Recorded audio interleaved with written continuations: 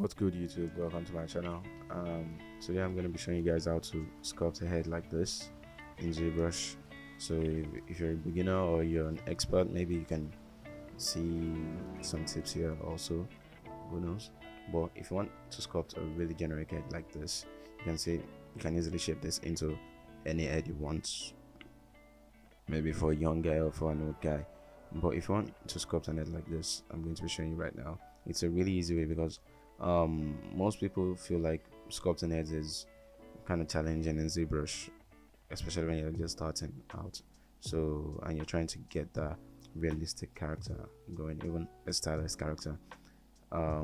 It's not really hard. It's not that hard when you understand the things you need to do, the things you need to put in place. Of course, you need to understand some anatomy to be able to understand how to sculpt in ZBrush in general.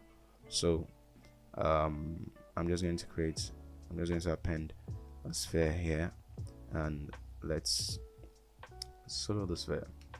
So remember to turn on symmetry. I'm going to turn on symmetry and I'm going to start using my tools. So generally I use the move tool and the the clay tube, no, the snake hook, I'm sorry about that, the snake hook, to start dragging out. I use the move tool for miniature things, and when I want to really drag out and define some places like the neck, I use the snake hook. So right now I'm defining the neck. Generally goes up like this. The neck is not down like straight like this, no, it has a tilt to it from the chest to the back muscles. It's like a trapezoid or trapezius there. And yeah, I'm defining the back of the head, and the face too is not like that. Let's move it forward.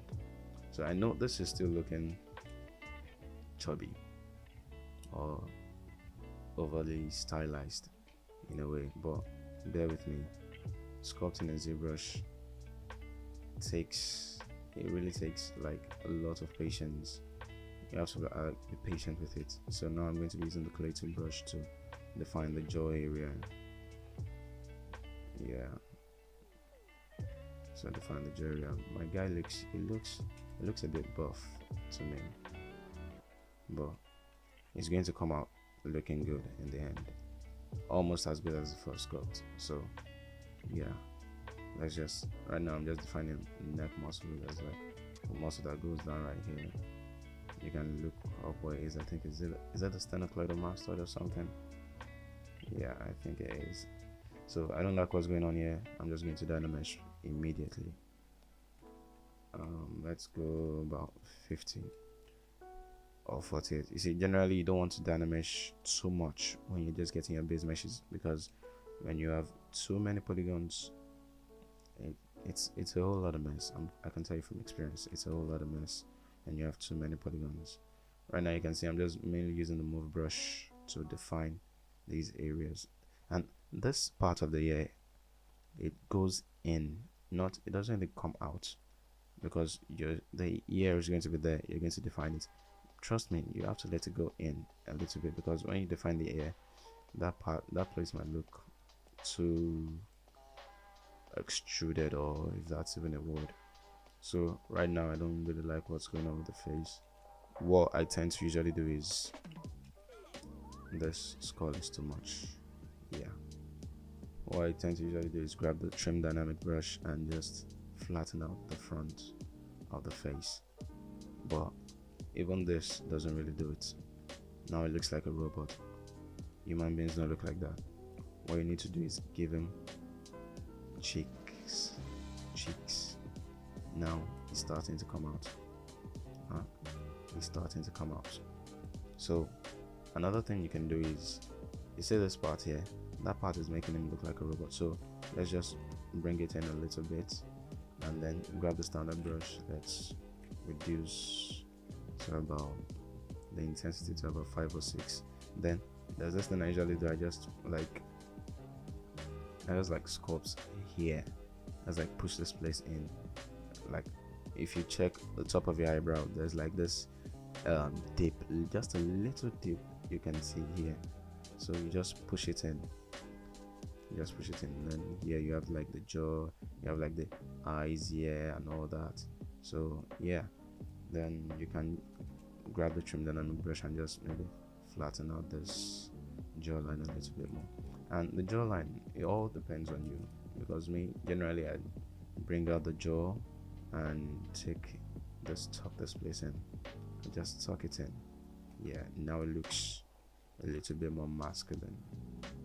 If you want feminine look, you just have to make these things a little slopier. You don't have to make them really blocky.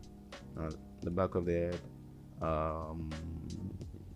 the trick I try to do is just I just had like use the dumb standard to add like a dip here, then I just sculpt out the muscle right here, and yeah, just make a few little tweaks here and there to just make it look more like a head. And don't really like what's happening here. The neck dips more, but the shape of the head is different on different people. It varies according to people. Different people have different heads. I've got a different head, you've got a different head. So yeah, you see, I just like created a whole new different head right now. Yeah, I think I'm talking too much.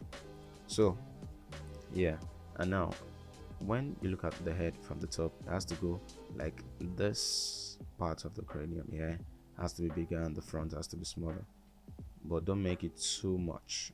Don't exaggerate it too much. That's what you want to do in everything. Don't exaggerate it so much, or else it's going to look too blocky, too stylized, too robotic. If that's what you're going for, good, but if you're going for a more realistic approach, everything has to slope into everything. Now you can see, like, I can really call this done. And when I start adding the facial features and all that, that's when I'll start refining some little nitty bits. So yeah, I can call this done. I can just like maybe bring the neck in. The neck is not usually that huge unless it's a really buff guy. Bring the jaws in, and this place too also dips. Remember, this place dips because of the ear. I think I said that already, but you really need to know that it dips because of the ear, and try to define this more too.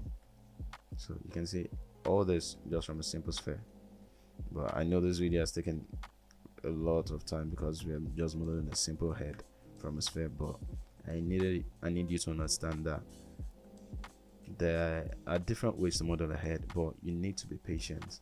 This is like the easiest way. Some people will just drag out a sphere and just bring the jaw out, mask the bottom of the neck, and just bring it down. That technique doesn't really work for me. I don't really like it because it doesn't really make me flexible. I'm like, that makes me like stick to some sort of schedule or something. No, I don't really like that. So yeah, and if you like that, that's good, but just try to work your way up.